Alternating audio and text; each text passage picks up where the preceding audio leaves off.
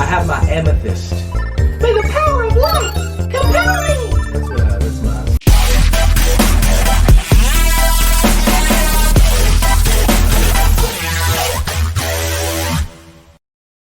Lord Jesus, well, welcome back to another episode of GaymerONE. But before we get into this, like, share, subscribe, and share to 2 friends. I'm adding that shit. You gotta share. When you share, the algorithm lets them know, hey, people want to see this. They want it. They need it. Go like, share, subscribe. There's a couple things I need to say, right? Because people are going to get in the comments and disagree with me. Get in the comments and disagree with me. Get in the comments and disagree with me. I'm thinking if I say it more than once, people will actually do it. You know, there is a little bit of a spoiler warning for this video, and the only reason why is because I need to kind of get to some things that really fucked me up. Like, what the fuck? Because I'm an actor, entertainer, content creator, and Twitch streamer. Follow me on Twitch. It is not my job to belittle or trash the creation of another. I just want to throw that out there. But I can sure in the hell criticize the shit out of it. Look, for the past few weeks, we have talked about nostalgic gaming experiences. We've talked about a Final Fantasy VII remake. We've talked about the last 2 videos I did. Metroid and Final Fantasy. Metroid and Final Fantasy. And how they have, in positive and negative ways, been able to hold us to the past while keeping us moving forward. But there are times when developers try things completely new and completely different. And I love it. But sometimes it fails miserably. This week we're talking about the cons and cons of Final Fantasy XII. Kyron, I thought it was supposed to be pros and cons. Well, seeing as this game has not a lot of them, because it is the worst Final Fantasy game I have ever played in my life. You have been read. Development teams go through so much. Creators go through so much. You spend time away from families. There's constantly some battle in your head between is it good and does anybody give a fuck? Do I look like I can? Because I don't. This is no way to attack the people who spent their heart and soul, who left their families to make this game. I mean, almost slavery, getting paid nowhere near what they should. This is not about those people. You know what this is about? Those publishers and those people with the money who say, fucking make it in a year. And I want to have this and this. Do it. Do it. Get it done. It's about y'all. Because that's why this game is bad. Fun fact about this, Final Fantasy is named Final Fantasy because the people who were involved at the time were going out of business. Shit was going terrible. They were losing money. They were going to quit. They were going to make one more game. And they said, since this is our last game, everybody gotta die. Like, we're gonna make it, but everybody gotta die. And that was kind of the trend in Final Fantasy games. Like, your characters did not survive. That was just it. And they made the game. And they was like, what can we name it? This is our Final Fantasy. So that's where the name came from. The game was received well and did well as far as the battle systems and some of the new things they tried. And it's a Final Fantasy game. It's gonna do well. It's going to do well. So, in 2006, Square Enix decided we gonna fuck up the game. We gonna fuck them up with this one. We gonna drop some shit that they ain't never seen. Final Fantasy XI, that was our MMO. We said we expand, we try new shit. Final Fantasy, it's gonna fuck them up. And they released Final Fantasy XII, 2006. They remastered it and re-released it as the Zodiac Age and made some changes to some of the class systems and blah, but essentially it was the same game. And I just finished playing through it on Twitch. I beat it in about 100 plus hours, I mean about 112 hours. And you're like, damn Kyron, you're about to read a game that you spent 112 hours in? Because by the time I realized, damn, this might not be that good, I was already like 60 hours in, and it's like waiting in line at Nasty Hours because you want a fry and an ice cream cone, knowing damn well the ice cream machine is gonna be broken. You done been there 10, 15 minutes, you might as well just wait, because you done been there. So I was like, I'm gonna finish this game. This game starts out as the same magical adventure and the same holy shit, they about to fuck up the game. You start out as a character named Rex, and there are main characters in this game, and I'll tell you why about that here in a second. But you start off as Rex, who is the main protagonist's brother, who is a few years older than him, and they use the game's tutorial to introduce you. It starts out great. I was excited. I don't know if all 30, because I beat this in 30 parts on Twitch, but I don't know if all of them will be on there, because Twitch, you talk, blah, blah, blah, blah. If you watch the first part, if you go back and find the VOD on there, video on demand, I'm the one that had to look that up. Most of you probably already know that. If you go back and watch it, it's good. It's new. They introduce the tutorial, you're like, oh my god, who is this? He's not even on the cover art. Who the fuck is this guy? You know, old Final Fantasy changed the game. And then it ends with this character's death. Then you find out that he is actually the brother of Vaughn, okay, who is a younger brother. And that's who you start the game out as. And the story begins to develop. And they introduce this dope battle system that you feel like, oh my god, this is gonna grow. There's no random encounters in this game. All the enemies are out. They're up in the real world, you know what I'm saying? But it moves on like that. I want to go into the characters because you slowly start to find the people who are going to be involved in this game, right? The names of these characters, this is how bad this game is. The names of the characters were more epic than the actual story. I remember certain characters' names and the way scenes played out and how epic and grand they were pronounced more than I remember the story. Fran Vaughn, Bosch von Ronsenberg, Balthier Pinello, and Ashelia Benargan Delmasca. This is the main team you roll with, and if I'm missing anybody, it doesn't really matter, no, does it? Because it's a terrible game. And they introduce these characters as the main thing. They introduce, like, the characters in an RPG, to me, that is supposed to be center stage. You can do all that other artistic, different shit, but to me, at the end of the day, and I'll say this throughout, the story was the main character. And I don't know if that makes sense. They kept trying to build this grander world that they never really fleshed out. And they kept trying to get to a point of like an overreaching story arc that was kind of the main thing rather than focusing on one person. There's no love story in this game. No conventional love story like a Titus and Yuna, the scene in the body of water and how they kiss and dance and stuff. There's none of that. So they were already challenged to make me care about the characters more and in different ways. Starting out with Fran, and I kind of want to go through these characters because there are very, very few redeeming qualities about any of them. Fran is this Vieira race that's newly introduced, and they flesh it more out in Final Fantasy XIV than the other MMO, who is a badass bitch. Probably one of my favorite characters in the game. As you go along in the story, you begin to see that some of the mystical elements in this game affect her differently because of who she is. Fran is there with her pirate buddy, it's maybe love interest, Balthier, and they're sky pirates. And they're introduced early on, and I think they're the first characters that you actually acquire. And I'm going to say this, Fran is an excellent character, but by the end of the game, I didn't get a sense of any kind of story arc, any kind of character change or growth, or any reason other than to be there for convenient reasons that they do at the end of the game that make no sense, they just have them. And that's really her only purpose. Balthier's kind of the same thing. He's the quick-witty one, right? The funny one. Most of the time, he is going to be the comic relief, or the, all right, this was serious, let's fucking go. And he has some of the best lines in the game. That's one of the only good things I can say about him, though. He's handsome.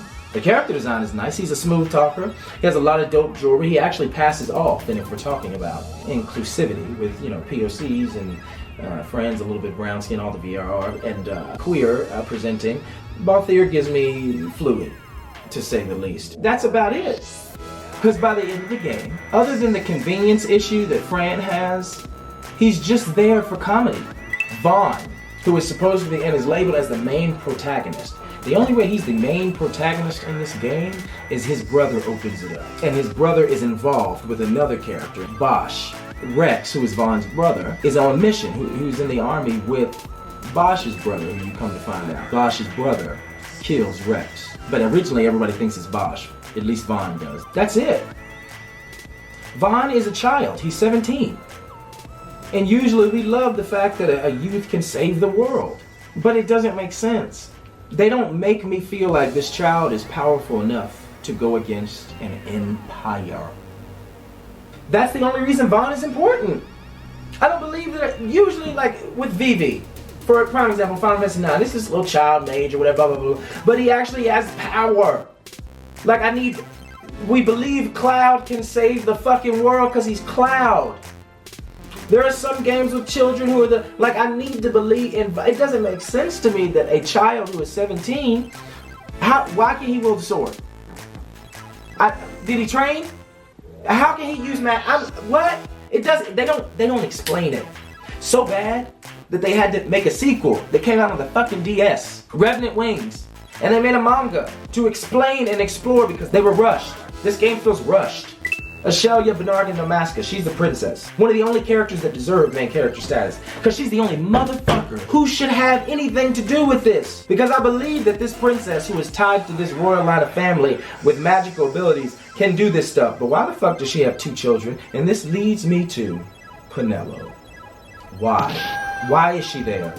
Perfect. You wanna know who Penelo is? She's the best friend of Vaughn. They never explain why she's there. They don't explain why she's good at anything. This is another child. And the only payoff that they have for her is in the after credit scene in the game. Or the post credit. It's after you beat the game. Girl, she changes her hair, girl. She got on a new outfit, but nobody else fucking does. It blows my mind. It blows my fucking mind. I am so confused. I don't get it. I don't understand why she's there. They literally was like, new character, because we only got 5 or 6. We need a 7. Now maybe they go into more detail in the manga or Revenant Wings, the DS sequel, but like I don't care. The only way a sequel works, things like 10-2, because I actually enjoy 10-2, is if it's people loved it so much that they needed more. Not, oh shit, we gotta explain this more because this don't make sense. But these are just some of the characters. And like I said, although Vaughn may be listed as the main protagonist, it fails to impress me because instead of making anybody the main, they focus too much on trying to build this world that I don't give a fuck about. The conflict is between 2 warring empires and one getting an advantage of a magical stone and fucking the other one up. The princess and everybody else is over here. The antagonists are over here. They never really flesh out either. This is an RPG, child. Role-playing game. There are 3 things that it must have. Great gameplay and fighting systems that include developing, growing in levels and looting, and great loot and being able to acquire more powerful things. Character development and story progression with that development being paying off in the end. You know how disappointing it is to have characters that you never get to care about. Antagonists should never take away. The bad guys are supposed to be what makes the story interesting. The good guys don't exist without the bad guys. The good guys will still be there, but they'll just be people. They don't exist without the bad guys. They drive and motivate the story. They make you care. They give the good guys merit. They add to the arc and soul of the story. They don't take away from it. No character in this game, antagonist-wise or protagonist, does that. And every time they introduced a bad guy in this, it just feels like a bad guy. Now you could attribute that to, it was 2006, they weren't doing what people are doing now, you know. Like Ryan Coogler, he made it, both his movies, and Wakanda Forever and Black Panther 1 have always been in my heart, especially Wakanda Forever. But he made, villains aren't just, I'm evil! I'm a break shit! Ah, die! They have hearts, they have souls, they have character. This game doesn't do that. They are all just, I'm evil. Starting with Vane's ass, he talks like this. And I'm evil. I'm gonna kill my father. And then I'm gonna destroy the world. For what, nigga? Why are you, what's happening? Do we have motivation? Is there a reason why? Oh, well they explained that in Revenant Wings or in the manga. See, no, no, I already didn't care. I played the game. It came out first, right?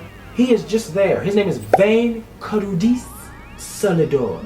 They spent more time in these goddamn name creations than they forgot about the fucking, they forgot about the story, child. He's the main baddie. The main bitch, you don't ever care. They tried to make him a mystery and only showed up, so by the time we got to him in the last fight, in which he absorbs a ship, he absorbs a ship. Out of fucking nowhere. That's the boss. A ship. because they named it Bahamut, girl. They fucking, girl, they changed it. They fucked him up. You fight a ship, and they give him wings, and he's a metal fucking boss. I don't get it. I do not get it. That is the biggest thing he is. That's the character. He's a ship. Nothing else to say. Fuck you, Vayne. You're the worst villain in the world. So, the actual villain, who has way more to do, and who honestly is the reason this game exists, for what they wrote it for, is Sid. You're like, oh my god, Sid? Sid, this is actually the first game where Sid, Dr. Sid as he's called in this game, or Sidolphus Demon Bonanza. Replace the D with the C, it's definitely Seaman. This is the first time that they've made him an antagonist. Sid is in every Final Fantasy game just about. He's always something, right? He's usually the airship guy. This is the first Sid that is an antagonist in the game. So that was another, they gonna fuck him up. And he's probably the most fleshed out character, other than, again, he's just, I'm evil! I want power! Power! He's a scientist. He's a genius. He's a corrupted man. Because he wants humans to have the power of gods. Shocker, they thought they was gonna fuck him up. He's the driving force behind everything that Vayne can do. If Sid did not exist, Vayne wouldn't have been able to do anything. You fight Sid, did you fight him twice? The first time being the most memorable boss fight in the game. He's also the only person that can do summons in the game. And anybody, other than you, yourself. But he uses the power of Nethicite, which is like this driving force, right? This manufactured Nethicite. And he's able to find a way. And he's able, because he's given powers by a certain source called the Vana, which if you want to play the game, do not play the game, you will find out a little bit more about that. But he's probably the most interesting person in the game, because you find out a big secret about him that is actually like, oh, it's the only thing that actually made me go, in the game, and he's the most interesting. Now, you fight him, and the next thing you do after that leads you to one of the most annoying parts of the game, and one of the most flawed things I've ever seen in a video game. But Sid is evil just to be evil. He doesn't make the story more interesting. He doesn't drive it. I don't get how this evil genius scientist with godlike powers is beaten by a child and a princess, but sure girl. But Judge Gabron, this is the only other one I wanted to highlight because he's the boss you fight the most. There are endless fights with this guy. He does not change form. You seriously fight him so much that I'm like, how the fuck isn't he dead? Actually, the last time you fight him before you fight him again, it's like, I thought you were dead. I don't get it. It doesn't make sense. Every time you fight him, it's not a challenge. It's actually easy every time, but you're Judge. Judges are like that bitch in this game. They got swords and special armor and shit. Final Fantasy does the same. They've done it, right? They introduce boss fights over and over again. Seymour in Final Fantasy X is a prime example, but like, they're different. Seymour was actually interesting. His character flaw was giving Queen. I don't know how he got that hair to do that either. It's giving Jail and Seaman, girl. Jail and Seaman. It's like Jail and Seaman. Yeah. But he was interesting. The characters never do it. And it leads me to the issue of the riddle. You know, there are games that are particularly labeled in the genre of puzzle games and, you know, games like Portal and other puzzle games that are out there that are dedicated to puddles. Puzzles and riddles. Puzzles. The idea of the riddle, guys, these level designs are horrible. Every level looks the same. This is coming after doing games like a whole MMO. 11, 10, completely different world and level designs. 9, same thing. 8, same thing. 7, same thing. And then you get to 12. I am so confused. And this would make sense if this came out in the 90s. We are in 2006. And you have to look at a map every 5 seconds to know where the fuck you are going. And they fool you into it. Because you don't start to realize that until about 20 hours in when you like, bitch, I'm already 20 hours in. Everything looks the same, guys.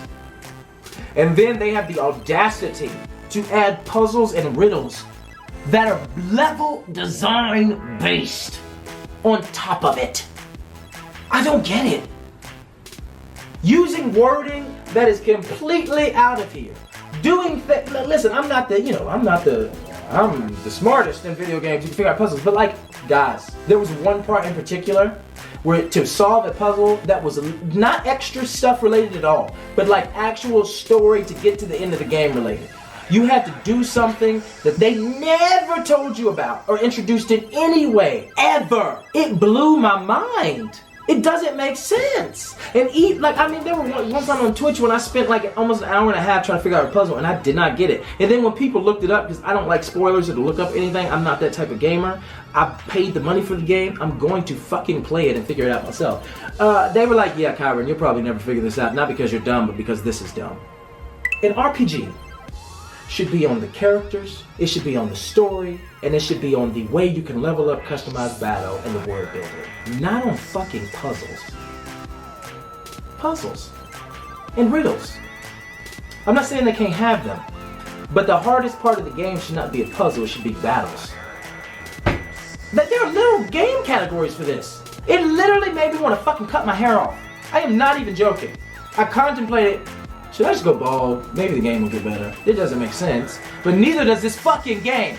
And again, there was a fucking sequel to this game. And a goddamn manga. This was the most disappointing game I've ever played, and I do not recommend it. And this is, again, has nothing to do with the people who slaved over this to make this game. This has everything to do with the people who rushed them to put it out because they're fucking assholes. This game is terrible. Do not play it. You're wasting your time if you play this game, and you will feel the same. And if you try to justify it, you're wrong. You're Kyron, that's your opinion. Then opinion my ass in the comments. Because this game is bad. It is the worst Final Fantasy game I've ever played. And if you play it, it will be a waste of your time too. Final Fantasy XII should be thrown in the trash and stomped on. Girl, throw it away. Immediately. Immediately put that in the trash. This has been another episode of GaymerONE. My name is Kyron Turner, aka Mr. One, aka GaymerONE. And never play Final Fantasy XII because you're wasting your time. Have a good damn day.